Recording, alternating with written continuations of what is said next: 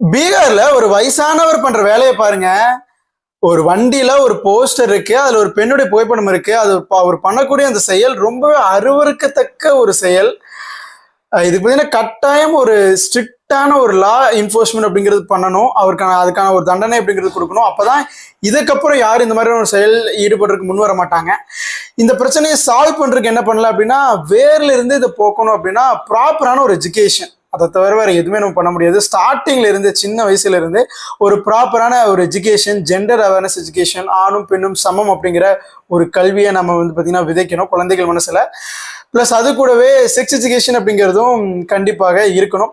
So இதுதான் இதுக்கான ஒரு தீர்வாக இருக்கும்னு நினைக்கிறேன். இன்னமும் உமனை ஒரு ஆப்ஜெக்டாவே பார்க்கக்கூடிய நபர்கள், ஒரு பிரிவுகள் இருக்கிற வரைக்கும் நம்ம நாட்டில் இந்த மாதிரியான பிரச்சனைகளுக்கெல்லாம் ஒரு தீர்வே இல்லை.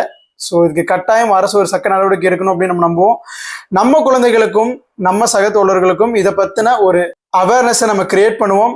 Be the change that you want to see in this world. And this is Kishore signing off. இது நம்ம ஜிகே பைட்ஸ். நான் உங்க ஜிகே.